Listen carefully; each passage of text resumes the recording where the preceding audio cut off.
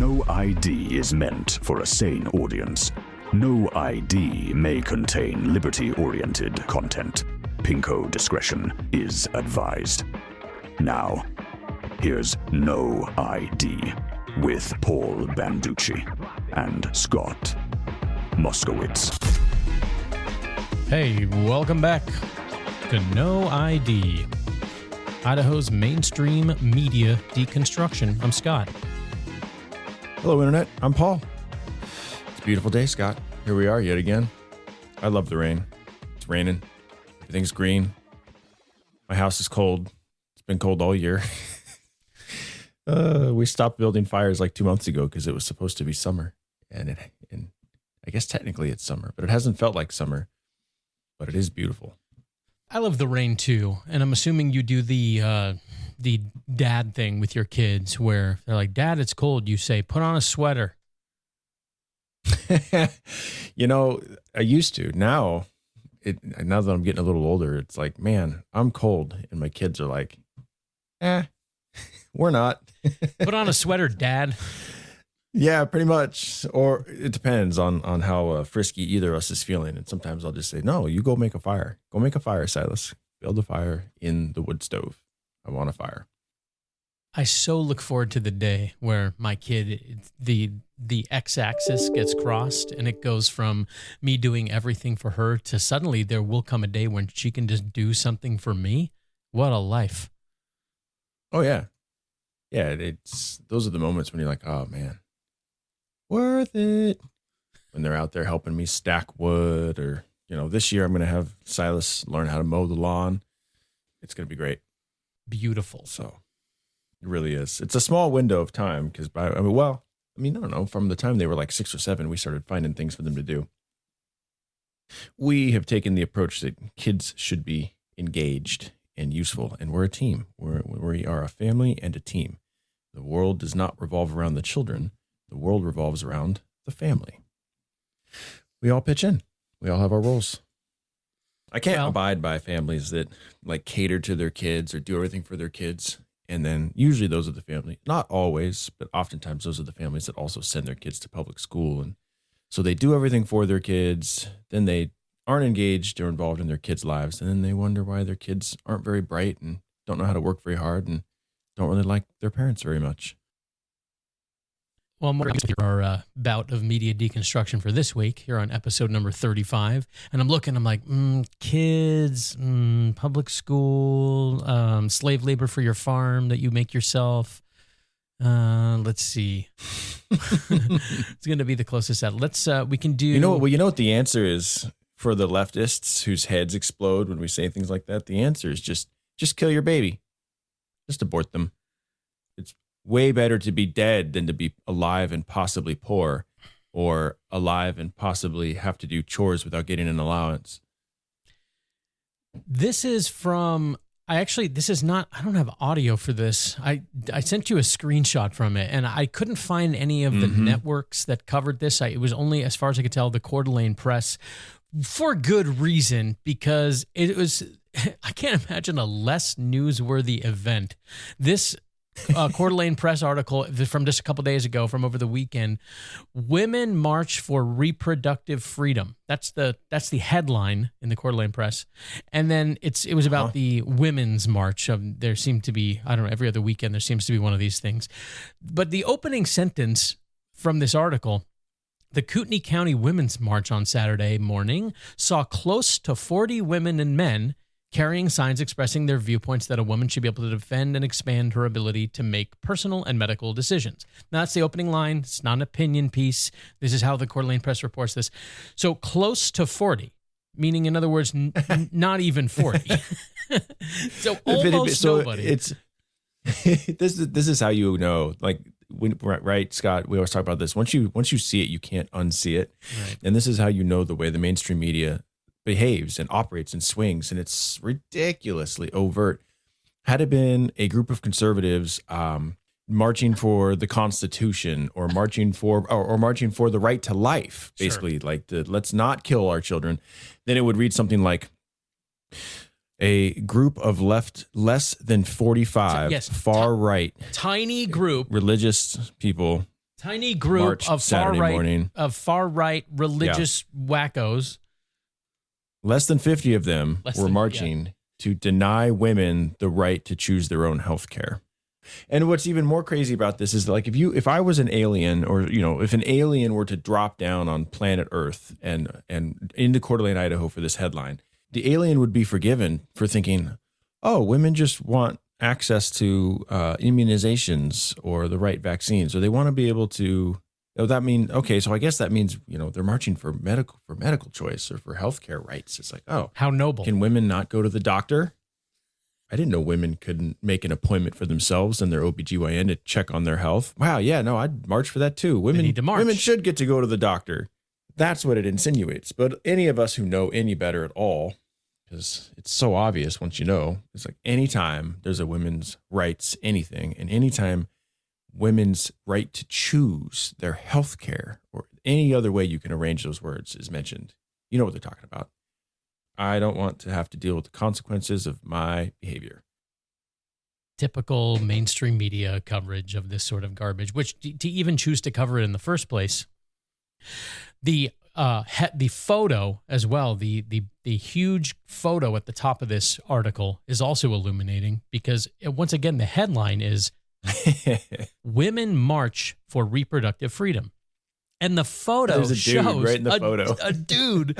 So it's not women that are marching for this, because you know how many women disagree with your guys' premise? Like it's commies. It's political. It has nothing to do with women. But of course, because they frame it that way, but it's great. They can't escape their own. They speak for all women. It's women. They can't escape their own baloney. Yeah. So not only, I don't know if you actually looked at the article, because interestingly enough, the screenshot from whatever post it was, it just included the chick with the bullhorn and the resist t-shirt who's like sort of leading the march. Mm-hmm. And then directly behind her, there's the two people and they're like holding up a banner, like one person on one side, another person on the other holding up a banner. And on one side, sure, yeah, it's a dude.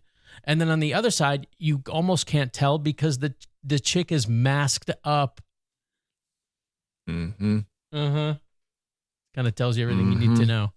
So she's really for women's autonomy and freedom, and she's hiding her face. Yeah. Well, she should have gone a step further and put on a red robe and a bonnet and just, hid every part of herself. Right? Because isn't that the fashion these days? It's the Handmaid's Tale thing. Like, women, modern feminism says that everything I don't like is the Handmaid's Tale. I will include this photo because it's phenomenal. I will include this in the next newsletter, which, by the way, comes out usually Friday morning. Once a week, I send out a pithy newsletter that just kind of covers the topics of that week's show. Pithy and amazing. I read it. I love it. It makes me laugh every time. Well, I appreciate it. And I'm not saying that just because I'm a part of this. I genuinely enjoy those emails. They crack me up. I'm glad to hear that. Half the time I send you a picture or a text. I'm like, that was hilarious. Nicely done, Scott. Thank you. I'll include this photo in the next one. And if you would like to get the newsletter, it's all available at noidshow.com. There's just a little widget where you can plug in your email and get added to the newsletter list. So please do if you would like to receive that. And now let's move on here to something I actually have some audio for. You'll never guess what a North Idaho city wants from its residents and its visitors. You'll never, ever guess. Wait. I know. What? I know what this is. Huh. Money. I need money. Well, if you live in Sandpoint or are planning a visit, you'll see some changes to the city's parking soon. Starting July 1st, you'll need to pay to park in certain areas of the city. And once you check in at a kiosk, you'll get 2 hours of parking for free. After that, it'll be $4 an hour. The city says it'll make it easier for people to find a parking spot by decreasing the amount of time that people stay parked, and it'll boost the city's revenue. But business owners are worried that this new rule will make things harder for them. What we don't want is to have people be discouraged to come into downtown because they get penalized if something goes wrong. Now, people who live in Sandpoint or Bonner County can buy an annual parking permit to avoid fees. It costs $20 if you live in the city or $35 if you live in the whole county. And if you're down there pretty frequently, $20, it sounds like kind of a good deal. I love that part. Thanks mainstream media for justifying this for us. Of course, that's what they do. It's totally... Yeah, no, don't worry about all the other stuff you pay for. It's just another $20 or $35. That's okay. Small. You it's a great plebes, deal. Stop complaining. Pay us your money. Like kind of a good deal. $20 Shut sounds up. like kind of a good deal. I did listen to this part again. Here, hold on. Now, people who live in Sandpoint or Bonner County can buy an annual parking permit to avoid fees. It costs. So you can pay a fee to avoid fees. Usually you pay double for that kind of action, Cotton. Now, there are some interesting parts of this that, of course, the mainstream media, not being journalists, didn't cover or address at all. And you know who did is our mirror image, Paul and Scott. But the Herndons, Scott Herndon, from a post that he made with regard to this, I thought hits on some interesting points. It was a good post. So I plugged some sections of it into 11 Labs, and you can hear some of the points that he made. I think it's worth playing. Where I get skeptical, and I think many of you do too. And let me just say, the first part of this post was him saying, like, well, you're trying to give the city some credit, and well, I can understand this, and that makes some sense. And then the second part of it was the skepticism. Where I get skeptical, and I think many of you do too. 1, the juice may not be worth the squeeze. To net about $34,000 over maintenance, the city is spending $220,000 on kiosks, hiring an out-of-state company that takes a cut of every transaction, and standing up enforcement and data collection. That is a lot of machinery. I can explain. Let me extrapolate on that real quick, Scott. In the first half of the post that Scott made, and it was a great post. It was well thought out. It was accurate. The numbers were there. He did the work. It was a good post. The annual budget according to the city, their numbers to maintain the 550 some odd parking spaces that the city owns between 5 different locations in the downtown area and the outline area. The maintenance budget on that is roughly $220 some odd $1,000. They are expecting to bring in roughly $250 something, $60 something $1,000 with the new parking scheme. So after everything's been paid for, supposedly, there's about 30 grand left. So that's the 34 grand he's talking about. That would be left when it's all said and done, and you've got all the kiosks, and you've done all the work, and you've done all the stuff. There's that little bit of money left over that will promptly get spent and blown on whatever the pet project the city has, no doubt. But that's what he's referring to. That is a lot of machinery to fund what is, at bottom, basic asphalt upkeep. 2, the development agenda. Funding maintenance is one thing. Using price to engineer how people get around, enable density, and grease new development is another. That part is not conservative governance. It is government nudging behavior and reshaping the town's character through fees. Fund the potholes, fine. Price people out of their cars to remake downtown. That is not what most of us up here asked for, and I am skeptical of it. 3, the maintenance question itself. Basic upkeep is something a city should budget for in the first place. Hello. If it really was deferred for decades, Correct. That is a priorities conversation worth having, not automatically a reason to build a new fee and data collection system on. And it's not because Sandpoint lacked the money. It's because of how they've spent it over the years. Every 2 or 3 years, Sandpoint City Council has decided to rework the downtown area. Every couple of years, it's like clockwork, and it's a running joke in Sandpoint, where they reroute a road, they change it from a one-way to a two-way again, they move some stuff over here, they repave something over here, they bust out a sidewalk over there, they put in a sidewalk over here, then they put a sidewalk back in where they busted it out 2 years ago. They change a road that was a one-way into a two-way, then 5 years later they change it back into a one-way. I mean, it's retarded. The city of Sandpoint is retarded. It's ridiculous. They always have had the money, they just spend it on other stuff, their pet projects. So Scott makes a great point there. Back to a second point, though, he's, again, a great point is what the city of Sandpoint has decided to do is go full tech, just go ham on it. And so you've got electric kiosks, you've got everything is electronic, everything is run by a third-party company. You have to basically give them your license plate information, and they don't take cash, so you have to pay via card or ACH or whatever you choose to do. It's probably just card or debit card or credit card. I doubt they'd allow ACH, but you never know. But no cash. So now you're surrendering data to a third-party company that you don't want to do. And it requires, to use Scott's words, all of this machinery that's set up all over the place in town now. Well, that stuff has to be repaired and fixed and maintained too. And I highly, highly, highly doubt the city has accounted for that, because they never do. They never do. The government never accounts for that kind of stuff when they build the stuff. It's like every time they put in a park and they put it to a public vote and they're like, oh, it'll only cost $1 million. But they never talk about the $500,000 a year it costs to maintain the damn thing, ever. And they don't budget for it either. Same thing going on here. You got all this stuff they're setting up for what should be a simple parking scheme. But now they're going to take our data, but they won't take our cash. I think Scott brings that up in the article too. Yeah, I don't know if he's got that audio here or not. Yep. Okay, then I'll stop. Yeah, Sandpoint's going to be a 15-minute city. Not automatically. Well, they already have the signs. They're like, Sandpoint's a walking city. The mayor of Sandpoint is going to make a presentation at the World Economic Forum about how wonderfully techy our new 15-minute North Idaho city is. See you in Davos. And while you're munching on your crickets, you can watch the live stream. No, they don't munch on the crickets there, dude. That's still filet mignon. It's the rest of us that have to munch on the crickets. We're the cricket munchers. Yeah, we're the cricket munchers. That's what I'm saying. The king of the mayor of Sandpoint, please. Not automatically a reason to build a new fee and data collection system on top.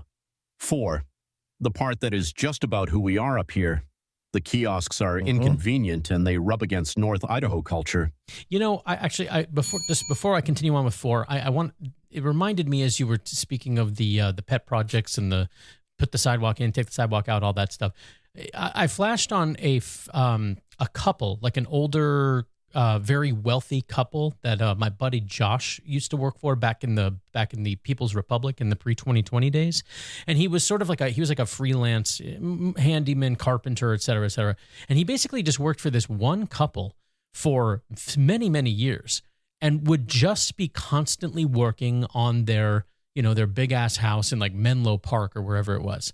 And he was like, oh, well, like, what are you working on now? He's like, oh, I'm redoing the powder room on the main floor. And I'm like, I thought you did that like a year ago. And he's like, well, it was like 2 years ago, and I did. Like, well, I don't understand. What do you mean? Well, she's redoing it.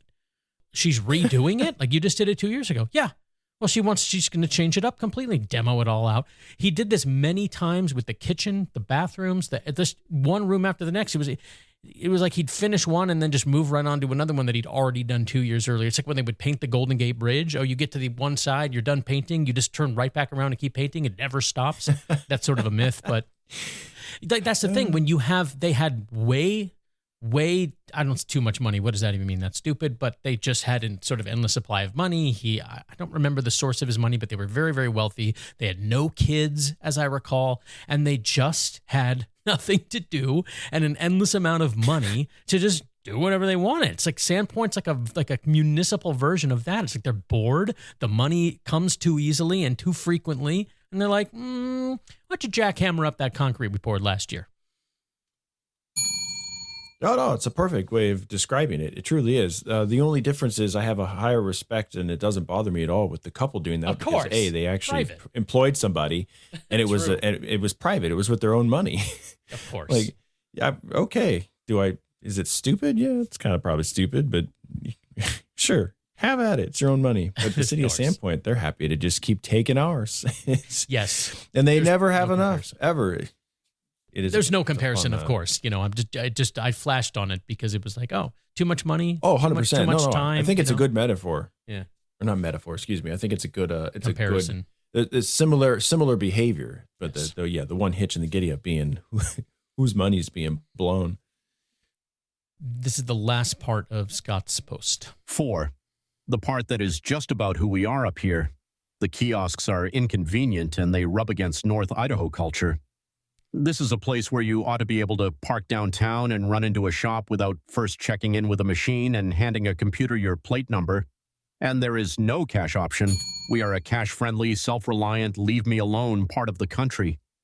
A parking system that will not take your dollar and runs your plate through an out-of-state company is a poor cultural fit here, no matter how well it pencils out on a spreadsheet in a planning office. So I thought there was some interesting points about a story that seems salient. on the surface, it's like, well, it's expensive to maintain and the city wants to just charge for parking. Well, there's more to it, as always. The city does have costs. Those costs do need to be covered. The mentality there is that we should, instead of making property owners pick up the tab, like county and city property owners that already pick up the tab for everything else, the idea there was, well, all the folks who come in, especially for the 4 or 5 months, top of the season times, they should pay for parking and help cover the costs. Okay, well, that reasoning makes sense. But coming up with this giant technological scheme where now we're giving our data to a third-party company, you won't take our cash to pay, you make the locals pay, which, by the way, like in my mind, if the true aim of this was to take the pressure off of local property owners and people who live here, and at the same time you've got a system set up where it's going to take our license plate information, well, then how can you not set it up to then take license plate information if it's going to have to be that way, and the moment you enter in, it's K or it's 7B, well, then you don't pay anything. Or if it's 9B, because 9B is Bonners or Boundary County, 7B is Bonner County, and K is Kootenai County on the license plates. Do it that way then. We're exempt. Or at the very least, 7B is exempt, right? You're already taking our license plate information. How hard can that be then to just flag it? Be like, all right, you're a resident. You don't pay. That's funny.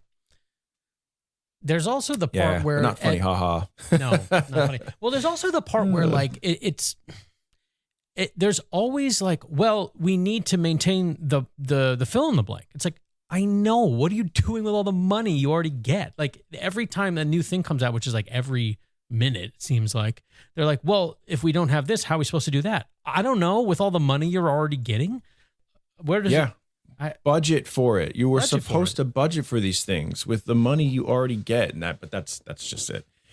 Every city, every county, every state, it's just as soon as it comes in, it's already spent. It's already spent 3 times over.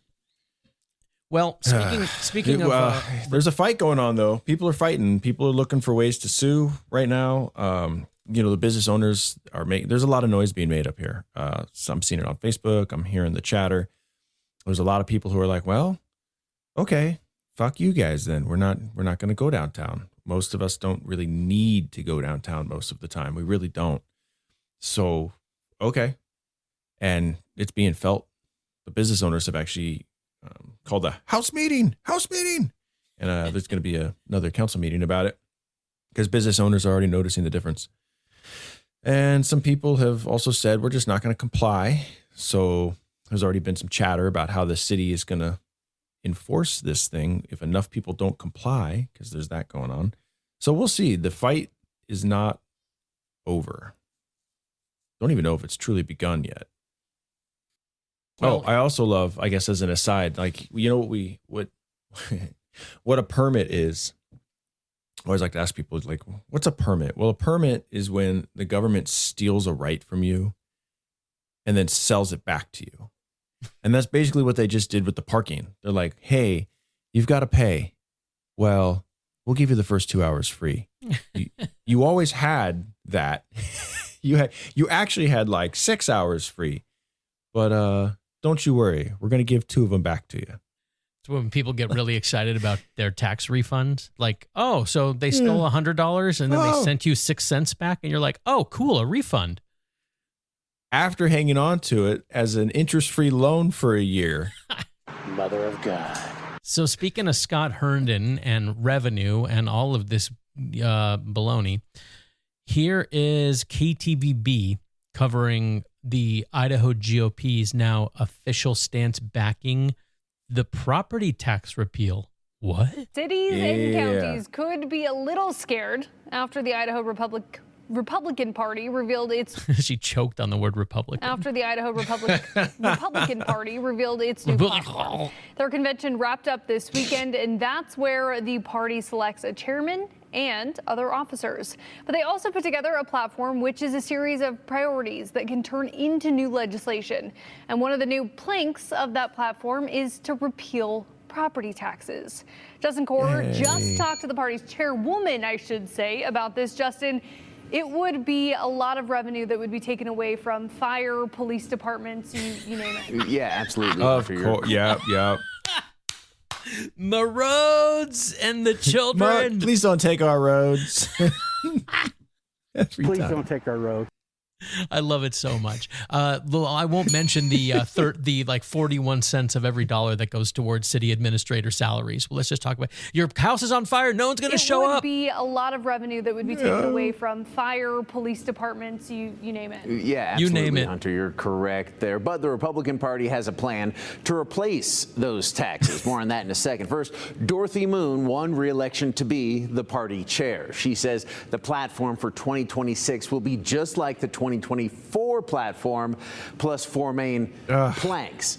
Okay. It's a platform. Can you hear the derision in his voice? The utter contempt these people have for anybody who is not them.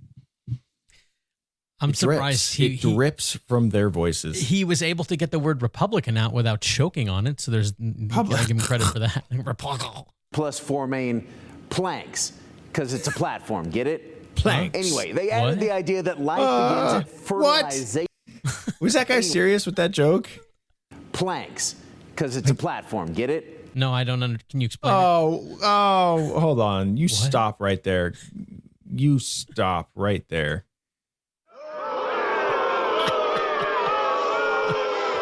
Fucking boo. Anyway, they added the idea that life... you get the full boo. Anyway, they added the idea that life begins at fertilization. Moon says that actually would not change much in regards to Idaho's abortion laws. They also added something that would require charter school accreditation from organizations that don't do DEI. Third, they added a plank that would repeal the Bureau of Alcohol, Tobacco, and Firearms and the National Firearms Act. Those are federal. And finally, the one everyone is talking about, a repeal of property taxes in Idaho. Moon says people are hurting right now, especially folks on fixed incomes. They just cannot keep up with increasing property taxes as Idaho grows and their property value goes up.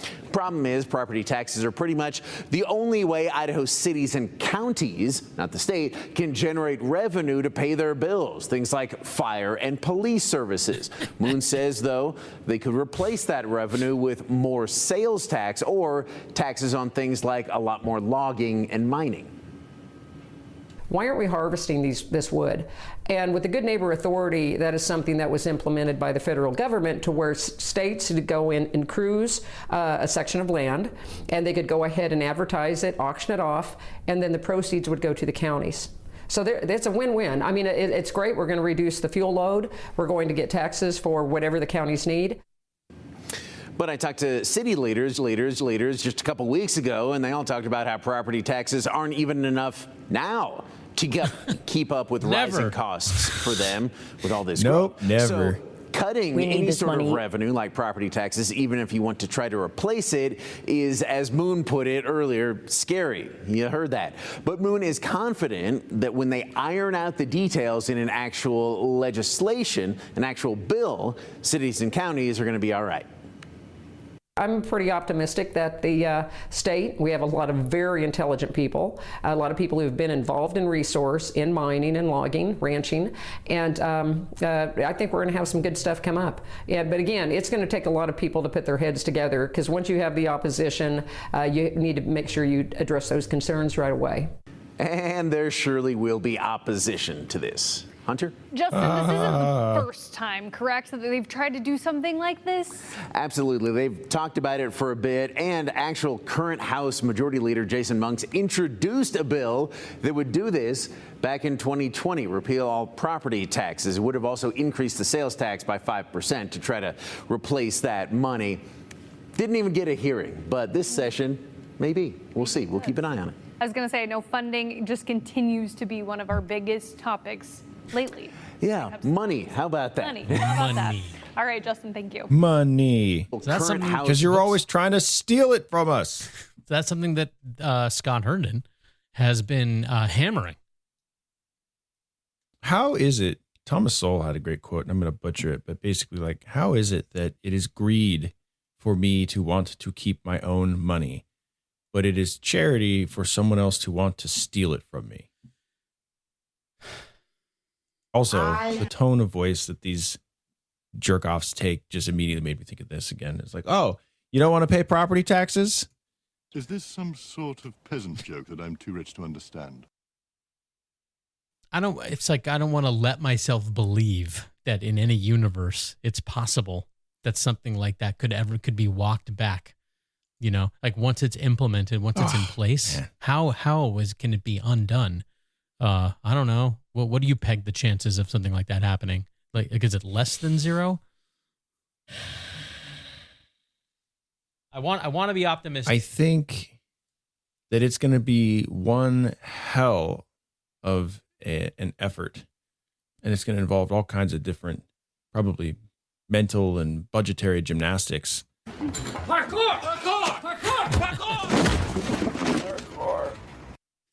And that's probably how it's going to go. I love the effort. I want it to happen because property taxes are the second most thing on planet Earth, right behind income taxes. And the reason why it's only just behind income taxes is because income taxes is a tax, a literal tax on your time. If you believe in the concept of self-ownership, then you own the fruits of your labor, and most importantly, you own your time, and you own the fruits of how you use that time and labor. So when they tax the fruits of your labor, it's slavery. That is de facto slavery. And it doesn't matter what percentage they're taking.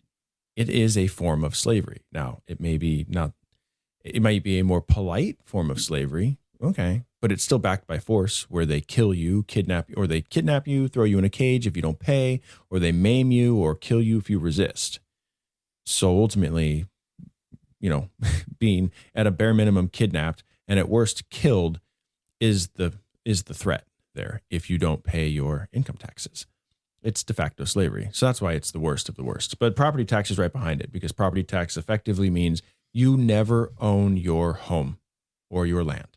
You are renting it from the government. And that is evil. Well, I don't understand how you can make the slavery comparison, because I'm not just stealing your time and your labor. I'm in exchange for it. I'm providing you services like porridge and like room and board, and just hold still while I give you the services while I take your labor.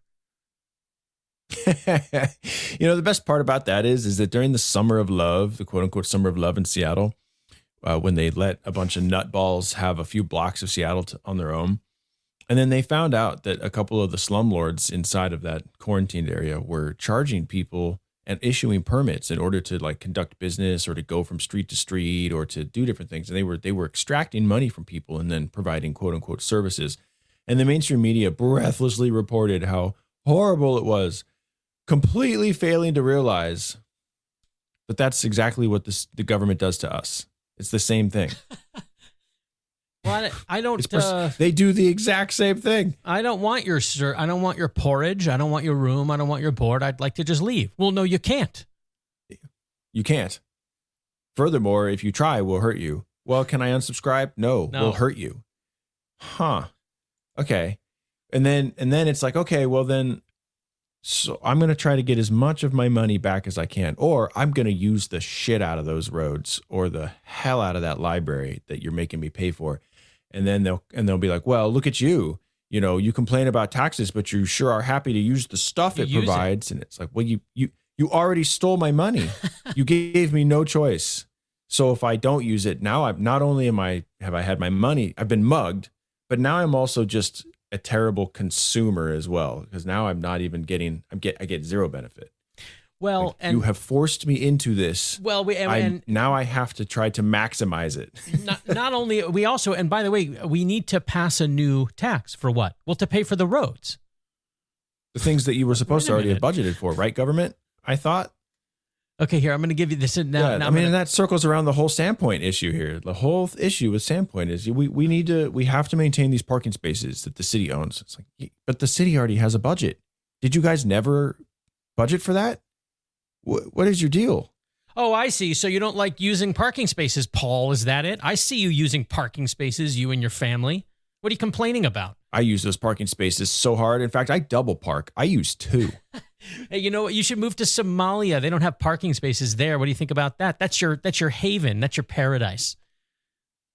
Yeah, well, they don't have parking meters either. So check and mate. I'm going to give you the easiest Ask Paul what there ever was. Here comes the question. Big or small, make your guess before we call. The game begins. It's Ask Paul. Brought to you by Pfizer. The Ketchum City Council is prepared to ask residents to hike taxes later this fall. As James Dawson reports, the money raised would... Would what? You'll never guess. The money raised, it's the city of Ketchum. Uh-huh. Oh, man. The money raised will go towards either road maintenance, parking spot maintenance, since we're just talking about it. Oh, yep. As James Dawson reports, the money raised would maintain the city's streets and sidewalks. Ketchum's original local option tax is set to expire in December 2027. If approved, this proposal would renew it for 15 years, along with adding an additional 2% tax on lodging and 0.5% increases to taxes on building materials and retail. Why is housing so food. expensive? Trip Hutchinson was the only council member opposed to the measure. Raising taxes on retail is not the right thing to do. I hold that very, very strongly. He says lodging taxes should instead be increased further to ensure residents aren't getting squeezed even tighter. However, much of the public feedback in recent weeks supports this breakdown compared to a higher lodging tax. Here's Mayor Pete Precages. I know your point. I appreciate it, but it's just not that big of an ask. Just hold still. It's not that there much it is money. again. Only 2%. It's only 3%. Why is it only? It's always only 3% when they steal it from us, Scott. And the moment we go, this year your budget's down by 3%, and then people literally die. I mean, these cuts are killing people. Literally. Don't you hate it when the citizens complain when we ring them further? But it's just not that big of an ask. If approved, the new taxes would raise about $2.2 million annually. City Council will vote on the proposal in August. Oh, gee, I wonder what's going to happen during that vote. Money! All right. Let's see, a couple more here before mid-show. Oh, this program here is called No ID. No ID. That's my kid, by the way. So this one's really on the nose for ID. The Idaho DMV is implementing new proof of identity requirements. So starting this Wednesday, July 1st, you will have to present valid government-issued ID that has your full legal name, date of birth, and a photograph. So that means certified birth documents cannot be accepted unless you also have a photo ID. You can update your ID on the Idaho DMV website unless you are a new customer. Then you will have to go in person. No ID. Well, take a look at these. A customer. But I don't wish to patronize your establishment. It's much more polite than tax cows. The way that sounded is, hey, if you're trying to get an ID, but you don't have an ID, you can't get an ID. You need an ID. Well, that's what I heard. So you need an ID to get an ID. Well, what am I supposed to do if I don't have an ID? Birth certificates don't work? No, they don't work. What the hell is the point of a birth certificate then at this, that's be pretty awesome though if they started taking birth pictures. You come out of the womb, picture, and put that on the birth certificate. Take it in when you're in your mid 40s to renew your ID, and they're like, yeah, you got to have one with a picture first before we'll give you another one. And you're like, oh, don't worry, I got my birth certificate here. Whoop, see, that's me as a baby. Like, oh, well, in that case, sir, you can have 2 IDs. Here you go. Here's 2. Take 2. They're small. We need to increase taxes on account of everyone's getting 2 IDs. We definitely will, even though they charge us for all that shit. Because that's the other stuff I love is when they talk about how, without them, society would collapse, and it's our tax dollars that they tax us in every way imaginable that goes towards propping all of that up. And yet, when we have to go do things like renew our ID that they force us to do, or we can't drive, and then if we get caught driving without their permission and they kidnap us, put us in jail, or they maim us or kill us, we still have to pay to get an ID. So they tell us that's what taxes are for, and yet everything you do with the government, when you have to pull a permit, they charge you for it. A lot. Simmer on that. Here's the second part. There was a little, he threw it after he explained how if you need to get an ID, but you don't have an ID, you can't get an ID. And then here was the second part of this, the very upbeat female reporter who spoke right after him. Unless you are a new customer, then you will have to go in person. Well, take a look at these here. Idaho drivers are going to have 2 new license plate options starting on July 1st. You hear how she's just speaking through a beaming smile. Starting on July 1st. There's going to be a new agriculture plate with a sunrise, farmland, and livestock. Aww. There's also a more minimalist version of a plate. It's just basically simple black and white. Oh, our lovely DMV. It's providing such good customer experience. Shut up and take my money. It's all relative, though. That is we live in a simulation. I know we really do. As compared to going into California DMV, it is better, but conceptually, it's just as absurd. This is so dystopian. Even the mainstream media is dystopian as they report this. You must have an ID in order to drive the thing you own and already paid for. In order to drive it on the flat surface that you also already got taxed for. And when you go in, we're going to charge you for this ID. But if you don't have the right kind of ID to get a new ID, you can't get an ID. But hey, there are 2 new license plate options for you to get. And oh, by the way, they cost more than the regular ones. So when you're in there paying to get your ID renewed, that you might not be able to renew if you don't have the right ID to get your new ID, well, you could also give us more money, even more money, for these 2 new license plate options that you have to put on your car, or we arrest you, throw you in jail, and kill you if you resist, for the rig you already paid for and registered, that we also charged you for, that we will hurt you if you resist, to drive on the roads that we already extracted money from you for, and if you don't pay, we'll hurt you if you resist. But hey, this one has a sunrise. It has mountains and butterflies. I mean, my God. Doesn't anyone notice this? I feel like I'm taking crazy pills. Yeah, whatever. Why don't you move to Somalia, you ingrate? No, I live here. I thought this was America. Huh? Isn't this America? I'm sorry. I thought this was America. Our founding fathers are rolling in their graves. Absolutely rolling. They're rolling so hard and so fast, we could power the country on it. Let's do one more before mid-show, I think. Oh, here's a follow-up on, do you remember the Pravda, the Idaho Pravda? The staff was striking all of the reporters at the Statesman. Do you remember that? Oh, yeah. Yeah. Well, yeah. Mm-hmm. When the communists decided that the upper communists were treating the lower communists really poorly, because that never happens in communism.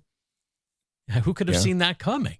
Here is a follow-up, and I'm sorry, but it's NPR. After a year of negotiation, Idaho Statesman union members have made a deal with their owners, McClatchy Media. Here's Julie. I did it too. I beat you to it. Hold on.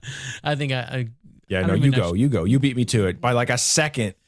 Let me boost this because my bed is too loud for it. Hold on. Let's go compression. Let's amplify it by like 5. Okay, let's try it again. After a year of negotiation, Idaho Statesman union members have made a deal with their owners, McClatchy Media. Here's Julie Luqueta. With their owners. Julie Luqueta with more. In May, the newsroom staff of the Idaho Statesman and 4 other Washington-based newspapers went on a one-day strike, condemning what they called unfair wages and the company's use of one whole day AI slop.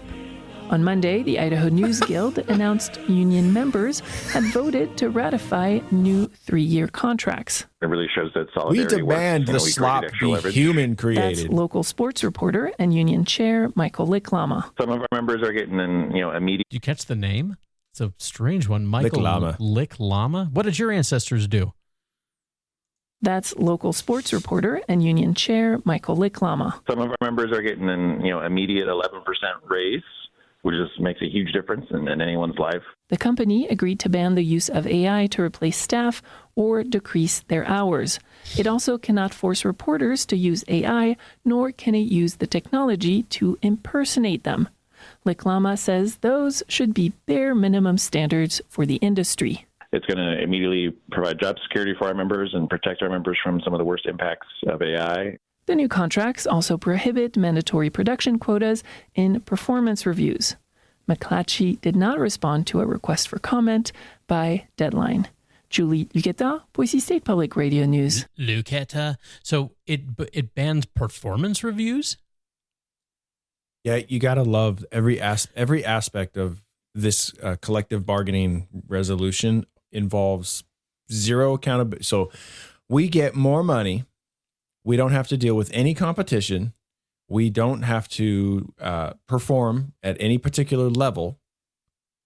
So basically, we are completely insulated from any market forces whatsoever, other than the company itself going bankrupt and closing shop, which it will never do because the government will subsidize it if it gets to that point. And then it will just become a literal mouthpiece for the government instead of just the mouthpiece that it already is. It'll be a nationalized news service at that point. Or perfect. I guess statalized. Yeah, what could go wrong with any of that? I don't know what could go. A lot could go wrong, but a lot has not gone wrong with the value for value model. That's what this show runs on. Yeah, which, good. By the way, I have 2 IDs as in the running for show title on the list so far. Yeah. Value for value is very simple. Good one. Very simple model. It is simply direct value returned if you find the show valuable. We try to put out a valuable product with this program every week, every Thursday.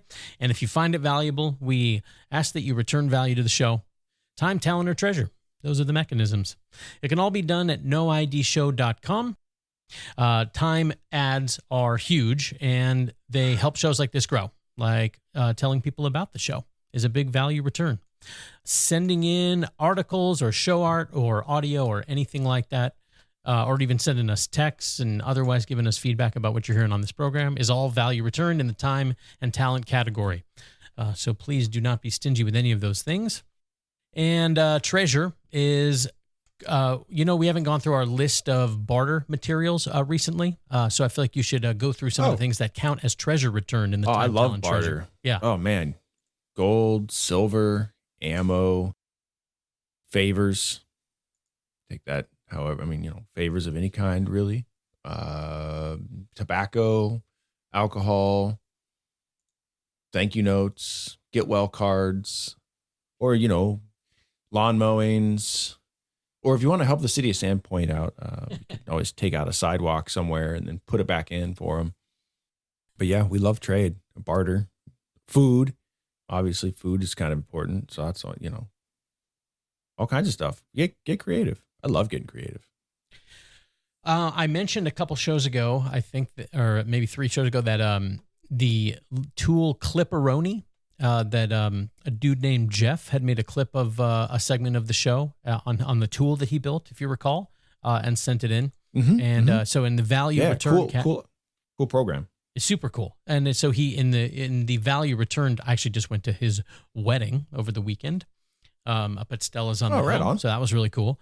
And in the value return category, he gave the show, I should say, like an account, like a sort of paid account. Like, so it's full access to use the tool and generate all the AI B-roll and all of these things like that are not free. But he provided us that account so we can use the full span of the tools on Clipperoni, and that is big value return that we're able to use that in this cool tool that he built. So thank you very much, dude named Jeff. Very appreciated. And so to do any of these, Jeff. Yes, to do any of these things, become an executive producer or any form of value returned, please go to noidshow.com. And there are portals there to do everything with regard to returning value. And I'll say thanks in advance. And I am pretty much ready for DJ Paul and whatever you got picked out for this week. All right.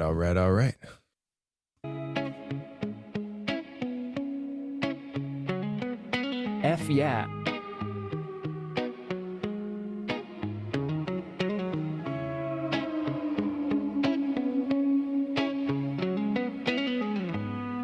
F yeah.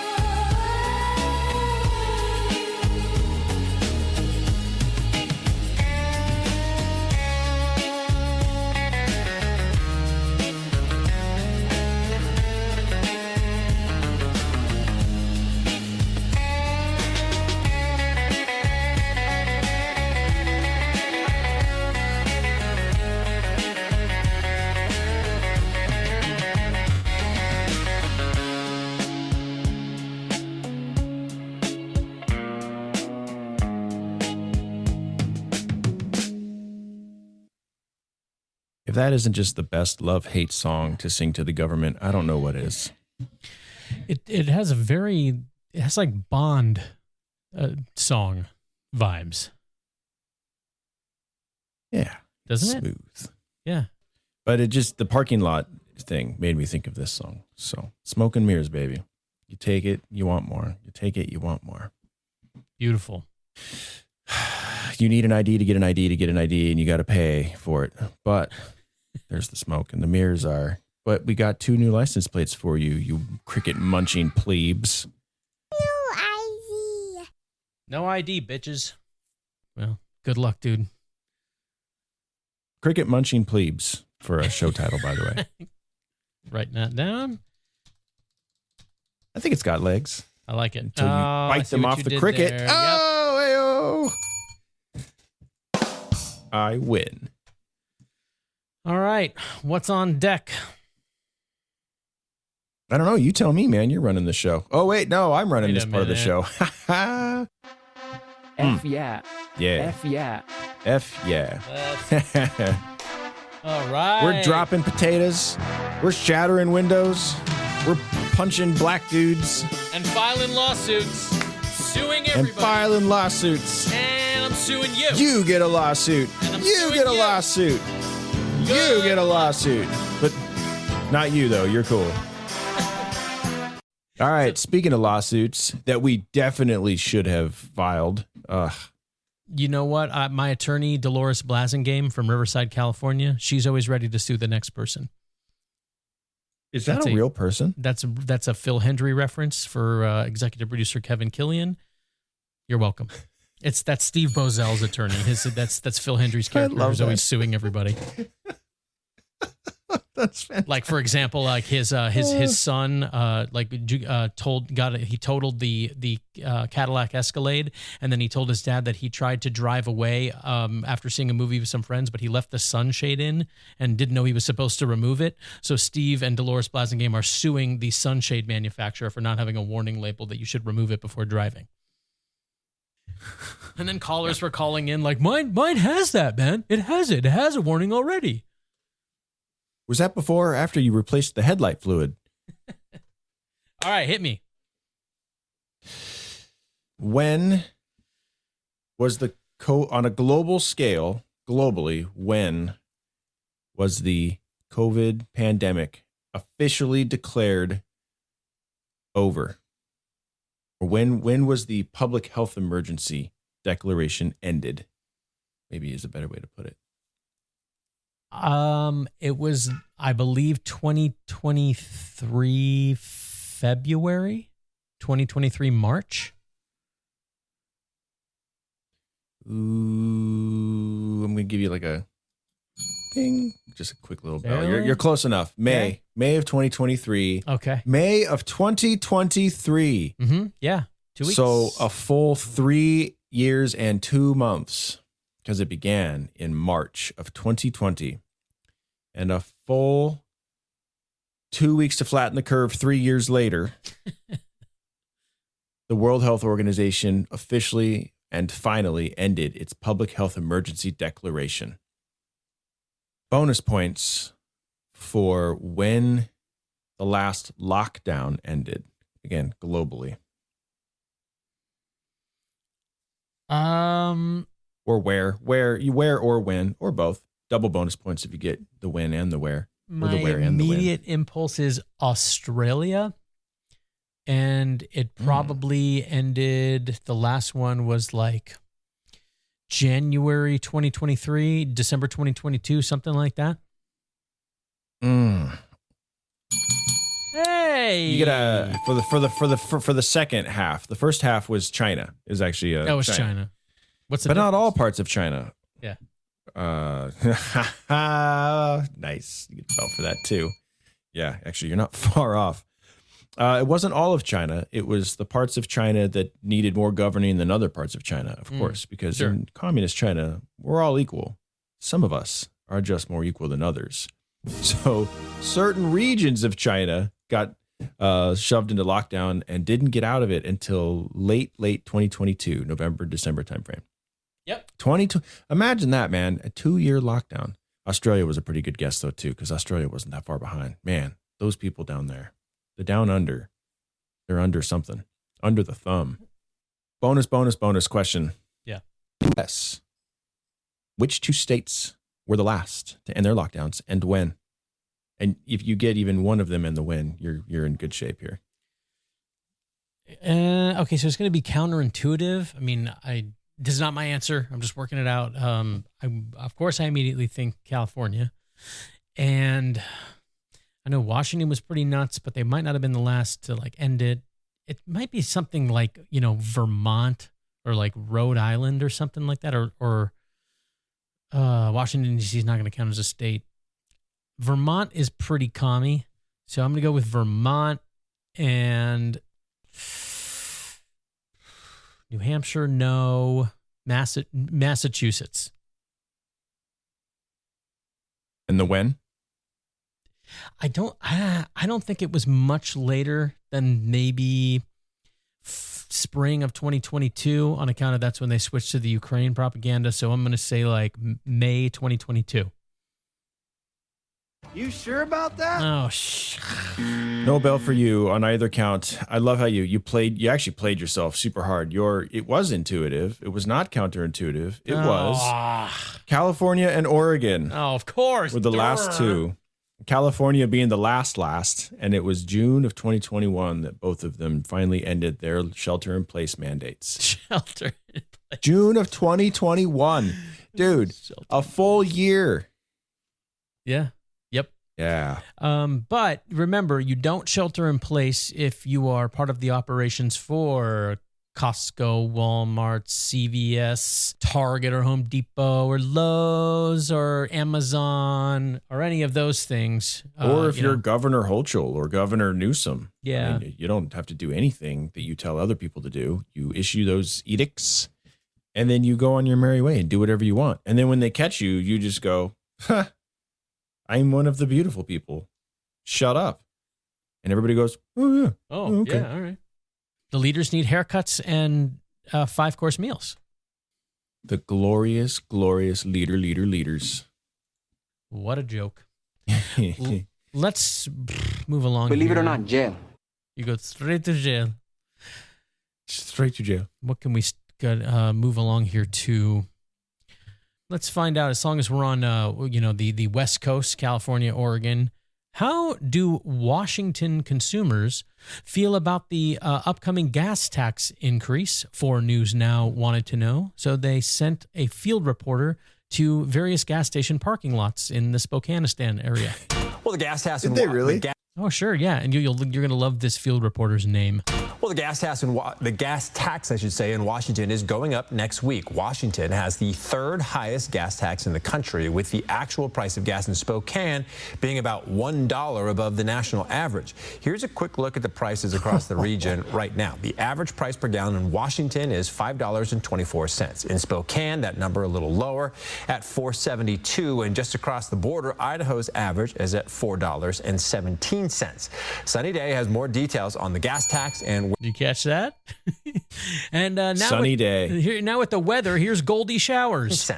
Sunny Day has what is more this? details Is always sunny in Philadelphia here? Sunny Day. Sunny Day has more details on the gas tax and where that money goes. Spokane residents are already paying just under $5 a gallon, and this upcoming tax increase is just the first of these yearly tax hikes. Next week, drivers will start paying 1 more cent per gallon. In all, drivers filling up in Washington pay 56 cents per gallon. Come on, man. It's not that big of an ask. Jeez, just hold still. Just for the state gas tax. Lawmakers say these annual increases are needed because the current taxes aren't bringing in enough money to pay for transportation projects and maintenance. Right. But drivers tell me they don't feel like they see any of that money coming back into the community. We've allowed these people to keep taxing us. And I don't see anything. Yeah, you have. Excuse me, sir. What do you mean, these people? We've allowed these people to keep taxing What do you us. mean, Who are you referring to? We've allowed these people to keep taxing us. And I don't see anything on this side of the Cascades. Everything on the other side seems to be going just fine. Over here, swimmingly. We have road construction that's been going on for years. The bridge, the new interstate, for example. And we just sit here and wait. A single mother told me that although the increase seems small, these price hikes make a huge impact on her family. I'm currently at a shelter with my 2 kids. Now, I don't know what I don't know if it's just these are the people who agreed to do this when they're approached by sunny day and Goldie showers, or if this who they're seeking out. But they're always morbidly obese. The women, this woman was at least 100 pounds overweight. I'm currently at a shelter with my 2 kids, and we're working towards housing and all that. But right now, my car's pretty much my livelihood. It's the only thing I have to fall back on. She told me the tax is too expensive and should be cut.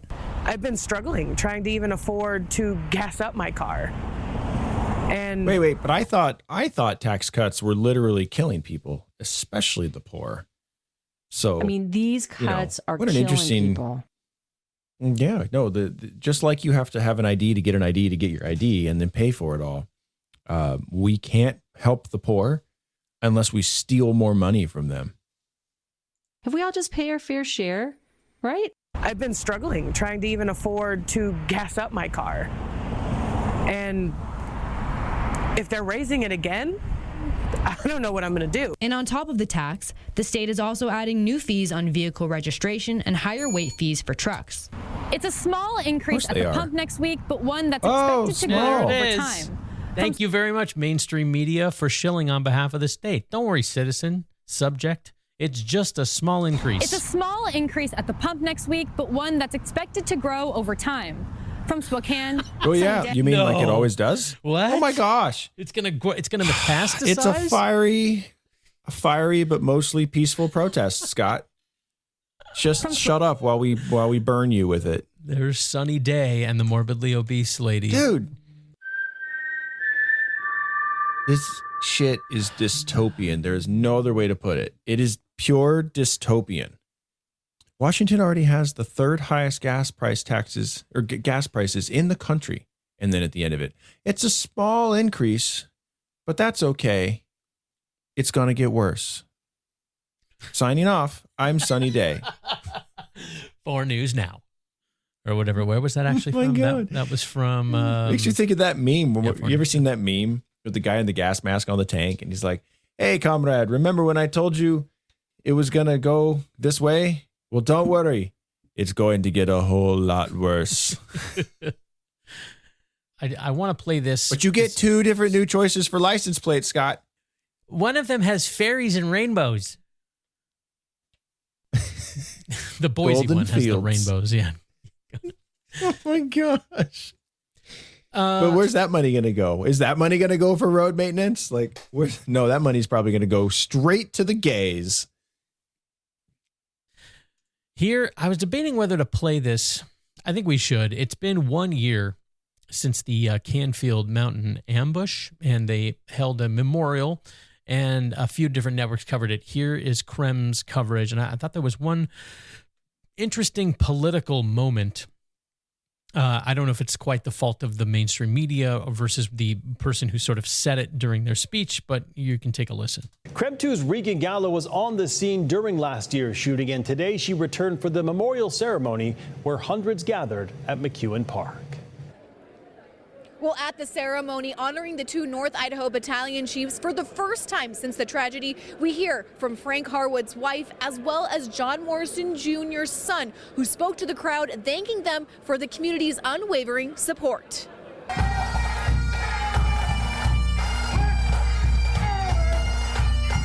June 29th, 2025 is a date forever etched into the heart of North Idaho. Most days the weight of it is almost unbearable. But I've learned to stop looking too far ahead and just be present in the moment. A day marked by unimaginable loss. Hundreds gathered in Coeur d'Alene's McEwen Park to honor the fallen, where Joe Morrison, son of late Battalion Chief John Morrison Jr. of Coeur d'Alene Fire Department, I refer to him as my best friend, urged the community to take action on gun violence prevention and mental health. Oh, are you serious? Isn't that wild? Yeah, now they didn't. Wait, so they use this ceremony to push gun control? Is that what I'm understanding here? I suppose. Now they didn't include. Krem did not include the actual remarks from from the Sun, from the podium, but they summarized that they had their anchor say it, but yeah, they decided to work that in there. Urged the community to take action on gun violence prevention and mental health. My dad had a quote. He always told me, "Complacency kills," and that's truer than ever. If we are complacent, if we leave here today and wring our hands and say, "Well, that tragedy was a one-off," I hate to say it, but there'll be many more of these speeches given in the future. The chiefs of both. If we are complacent, so he fear-mongered and pushed gun control. That's what it seems like. And it's like, well, he lost his dad in this horrendous act of evil, whatever the hell it was that actually happened there, this absurd and the evil that was perpetrated. I can't be questioned. I can't be, I'm unassailable at the moment on account of it was my dad. And so I'm going to do some political messaging, and I'm going to do it in a way we can't be complacent. Otherwise there's going to be lots more of these incidents. So in other words, what? We can't be complacent. That's code. How do you interpret that? Oh, it's the same thing. It always is. Thing, right? We have to do something. It's every single time. The state government loves a crisis because a crisis means they get to do something, and the do something usually is steal more money from us and steal more rights, because we can't possibly just leave people alone or observe a situation and be like, yeah, that one's a bummer. But no, we have to do something.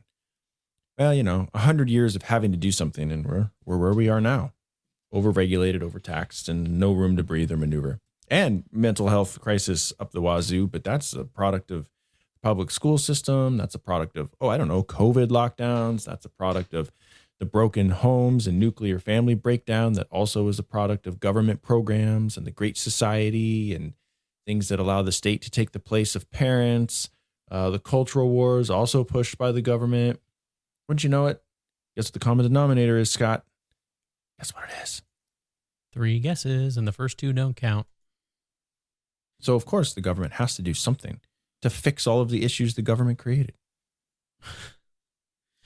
I know I sound like a loon, always talking about how the government, usually I would use the term the state, and I should probably start doing that. Our listeners, I think, are smart enough now, because government is a word that can mean something as simple as the hierarchy in a household. How is the household governed? And that, or how the church is structured, or et cetera, et cetera. Government can mean it's just how something is structured and how hierarchical it is. Whereas the state is really what I should be referring to. And that's, the state. And that's not necessarily the state of Idaho. It's the state. The state is always a government, but it's an entity that claims to have rights that we as individuals don't have. The right to murder, the right to steal. They call it taxes and they call it, law enforcement, but it's murder and theft or war. So anyways, going back to my original point, I know I'm always prattling on about the government or the state, but any thinking, reasoning human being, if you just dig into any issue, and you'll find the common denominator is always the state. Every single time. The state. Pretty much without fail. As such, and along the lines of this dude who lost his dad in this incident, and then is doing the gun control thing from the podium. Here is from Clipperoni, from a dude named Jeff's Tool, that he's returning value and having us use it as mentioned in the Value for Value segment. The clip that I used from episode 34, and I made a clip with it, and part of the studio or whatever, the back end of this program, it's info, summary, transcript, design, B-roll. There's different tabs where you can make clips. Well, the summary tab is basically like an AI. When you upload the audio of the show, it analyzes it, the transcript or whatever, and then it makes an AI summary of the show. And I thought it was really interesting. Listen to the first couple sentences of this summary. This episode is an informal, combative deconstruction of mainstream and some independent media, state institutions, and pandemic-era policymaking, delivered with heavy sarcasm, recurring bits, and provocative humor. The hosts position themselves as skeptical, libertarian, anarchist commentators who see media and government as a coordinated 1-2 punch. Blah, blah, blah. Okay, but what I thought was really interesting was that it is labeled as... That's how the Clipperoni describes our show? Correct. That's how the AI summary of the show that it analyzes. Now, what I thought was so interesting was the word combative. So, in other words, when our liberty and sanity and money is taken, is confiscated forcibly from us, and then we react, we're combative. It's just the same thing. No, they point a gun at us and they say, "Give us your rights," and we go, "No," and they say, "Is that a threat? You're so combative. You're threatening us." It's the same thing with this poor kid he's not a kid, but from this podium at this memorial. Well, or is it, like, well, you're attacking the guy, like, like he's lost his dad. I'm not trying to be combative. He started it.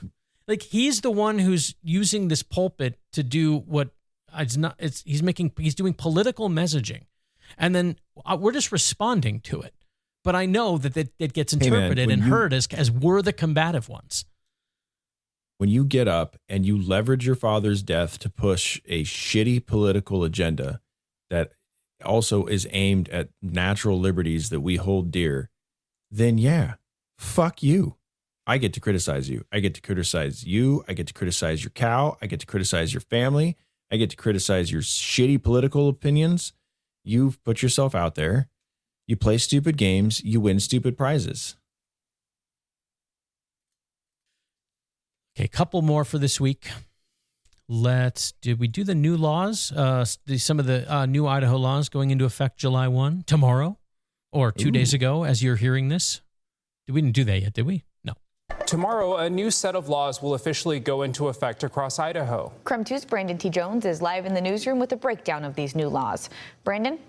Yeah, good morning, Tim, Nicole. That's right. And one of the biggest talkers is House Bill 752. That's also known as the bathroom bill. The bill makes it a crime to knowingly use a restroom that does not align with a person's biological sex at birth. This law applies for... The phrasing is so funny.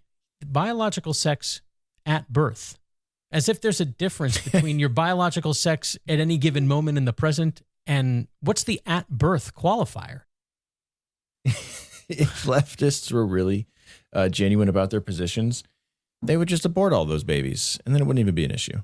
Non-issue. Line with a person's biological sex at birth. This law applies for changing rooms and locker rooms as well. But earlier this month, a judge issued a preliminary injunction temporarily blocking a section about single-use restrooms and multi-use restrooms when no single option is reasonably available. A couple of other big ones that take effect tomorrow. House Bill 548 will now require law enforcement on the water to have reasonable suspicion before stopping a boat or vessel to search it. What? Previously, they could do so without reasonable cause. Oh, is that right? Did you catch that? Previously, they could do so without reasonable cause. Wow. Things that you never thought would need to be codified into law, right? Like that is one that you would just, how on earth did that have to be written down? Like, hey, road pirates, or I guess, hey, actual pirates, because they are on the water now. You don't get to pull people over unless you have a reason. What? So now we have to make up reasons that we had probable cause? God, that's so much effort. They will, though. They absolutely will. It'll be easy. They'll find a short list of like 6. They'll probably have a little 3x5 note card that they'll have in their bulletproof vests, their Kevlar vests that they can whip out and be like, oh yeah, number 3, sweet. I don't see any life vests on you guys. We're coming over. Life vests. But I own this boat. This is my boat. I paid for it. I registered it. I paid the taxes on it. I paid the registration fees on it. I paid for whatever bullshit to make sure the lake is accessible. It's my boat. We don't want to wear vests. Do you know how much maintenance it takes to keep the water surface floatable? Dude, all that asphalt that they have to pour over into that water to keep it smooth and pothole free. I just had a They thought probably have a department of water scraping. This guy goes out there with a butter knife and just smooths the lake over. Job security. Department of Water Scraping, possible show title. Damn and I right. thought, what about at like one of the Kootenai sheriff boats with like a pirate flag for show art? Yes. Yeah. 100%. With like, hey, what are you doing over there? In your own property. Now go away or I shall taunt you a second time. Here's the last part of this clip. Senate Bill 1354 creates a law that no homeowners association can enforce rules that limit or prohibits homeowners to have or to be able to build accessory dwelling units. That's going to be a part of a push to increase housing options across the state. Yeah. We're now live in the newsroom. Amazing that they had to put that into words too. No kidding. That's another thing was like, and another bill coming down from the state of Idaho that says local governments can't tell you what you can and can't do with your own property. Well, in their defense, it's not really our property, is it? We rent it from them. Oh, boo. I'm telling you. But I got to give you a bell. That was pretty good. You guys, damn it. And actually, here, is this a possible new one? The state. How do you like that one? Should I add that one? Is it not good enough? I do, because he's so happy about it. You can't beat Marvin Troxel, at least not yet, and his just deadpan, soul-sucking ward of the government. The state. Look at right. I mean, that guy's just been dead inside since the early '60s. The state. I'm your king. Well, I didn't vote for you. It doesn't matter. Give us your money, and also. You can't build there either. It's like, but I gave you my money. I should be able to do what I want on my property. Well, it wasn't yours to begin with. Your property. Oh. Where are you getting that idea? I'm upset about this. Oh, let's do a public service announcement. One more for this week. Oh, dude, 3 out of those 3, all 3 were things that should never have to be put into words and codified into law. There was a few different networks did the new laws going into effect. I included that one because it hit exactly the 3 that were the most absurd. Wait a minute, that had to be declared? Yeah, and they also were the most controversial. Well, 3 of the most controversial out of probably the 10 that were super controversial. But it's like, hey, I finally get to use my property the way I want. Well, cool. Once again, it's not your property. Oh, dude. With the bathroom thing, all they had to do was just say, if it's a taxpayer funded bathroom, so quote unquote public, which is a misnomer, but whatever. If it's taxpayer funded, then you have to do it this way. Men in men, women in the women bathrooms. There you go. And then if it's anything else, dealer's choice. Business owners get to choose. Privately, you get to choose. Boom. There you go. Problem solved. You know what I want to add to the soundboard? I should have it just at the ready. Is Blair White, a dude who became a lady and doesn't agree with the trans political set because it has nothing to do with converting your gender and has everything to do with politics. Blair White and her thing about the bathrooms. If you're supporting this man in the women's locker room at Gold's Gym, I just want to let you know you are not supporting trans people or trans rights. You are supporting perverts and perverts' rights. I just think it's important that you know what you're actually doing. Sincerely, from a trans woman. Thank you. Bye. Should just have that. Just have it at the ready. Yes, actually, that's a good sound drop. Here is I have a public service announcement to end the show with. Let's play this one from Nonstop Local before we end with the public service announcement. This is with regard to ICE detainees being shipped out of Idaho airports. Residents of one southern Idaho city are raising questions about the treatment of ICE detainees during transfer flights at the local airport.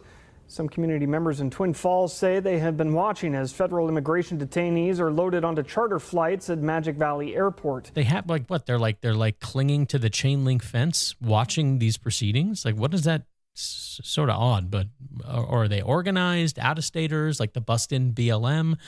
Little unclear, but apparently there's people that are watching these proceedings. Some community members in Twin Falls say they have been watching as federal immigration detainees are loaded onto charter flights at Magic Valley Airport. One resident said she's been troubled by what she's seen. I don't see them with criminal records. I don't see that sort of thing going on. It's important to note that ICE detainees typically buy. I mean, I hate to be that guy, but if you're in a country illegally, did I miss something, or is that no? Not that doesn't technically count. a crime? They're just migrants. That is a criminal record. They're migrants. What you're anti-migrant? Is that it? You're right. I hate them. That's it. I'm xenophobic. I'm probably homophobic. I'm probably brownophobic. Sexist, intolerant, Islamophobic. Yep. Whatever. You know, the best part about this is most of those illegal immigrants probably have a shorter rap sheet than I do. That's kind of the irony. It's ironic. I mean, the state of Idaho has tried to ring me up for all kinds of stuff. Yeah. Technically, on paper, I'm only a single misdemeanor, but man, it could have been quite the laundry list when it's all said and done. But if we're being technical and the law matters, right? Because like I'll stand up here and I'll say that most of the law is one of two things. It's either evil and against liberty, or it's redundant because natural law already covers those things. So that's why the state is just a ridiculous apparatus that we should abolish, because any of the laws it makes either already are redundancies of natural law that we already enforce in a natural and hierarchical way, and just because they're intuitive to the human condition, or they are the antithesis of what is good and right and moral and ethical and against liberty. However, technically, if you break the law, speaking of breaking the laws, pipe down there, little guy. Telling you what, babies, why do we not abort them all? I'm kidding. I love my kids. They're beautiful. That one was for you leftists to listen. I think we should ship all the Banducci's back to Italy. It's important to note that ICE detainees typically bypass local courts facing federal immigration judges unless they also have pending state or local criminal charges, according to the Watchdog so federal don't count.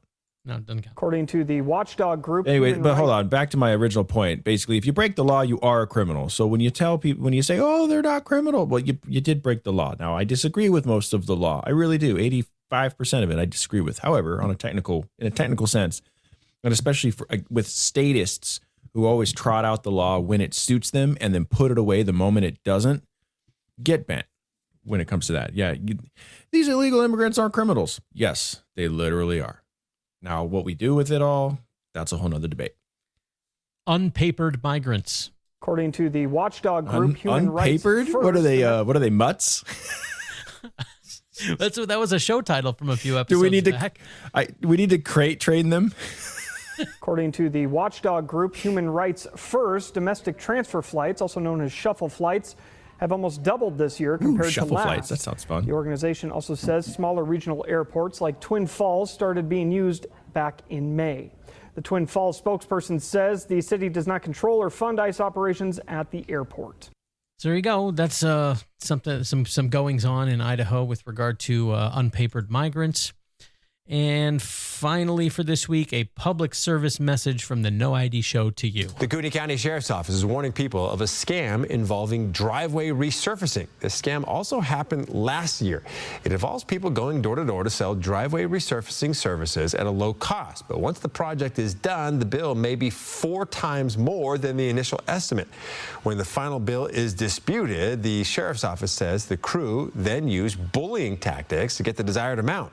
If you believe you've been a victim of this scam or have come into contact with this group, you're asked to call the Sheriff's Office. Now, does that sequence of events, those bullet point descriptions with regard to money and then it becoming a lot more money and then being bullied in order so that you cough up the money, does that sound familiar?